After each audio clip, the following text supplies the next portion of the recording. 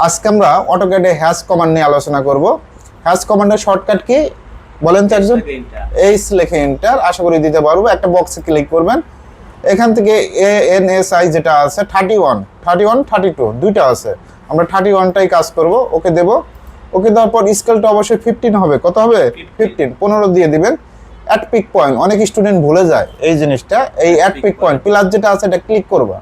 Click করে just এখানে একটা ক্লিক করলে, এখানে একটা ক্লিক করলে হ্যাশ হয়ে যাবে। আবার এটা যদি আমরা হ্যাশ করে দিতে চাই, এইচ লিখে এন্টার। কি লিখে এন্টার? এইচ লিখে এন্টার। অবশ্যই অ্যাড পিক পয়েন্ট, বারবার তো 31 ক্লিক করতে হবে না, জাস্ট ক্লিক, এখানে একটা ক্লিক করে এন্টার দিয়ে দিবা। হয়েছে না? আমি আবারও ক্লিয়ার করে দিচ্ছি, সিলেক্ট করে ডিলিট, এটাও সিলেক্ট করে ডিলিট, হ্যাশটা ডিলিট করবা। এইচ লিখে এন্টার। কি লিখে এন্টার? এইচ লিখে এন্টার।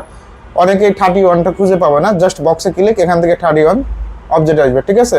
অনেকে আবার আদার্স লেখা থাকতে পারে, আমরা ANSI যেটা আছে এটা সিলেক্ট করব, 31 ক্লিক করব। ক্লিক করে স্কেলটা কত? 15। অ্যাট পিক পয়েন্ট জাস্ট আমরা এক ক্লিকেই কাজ করব। এই ক্লিক করবা যতগুলো প্রয়োজন, জাস্ট ক্লিক করে ডাবল এন্টার দিবা। হয়েছে না? কাজটা আশা করি পারবা।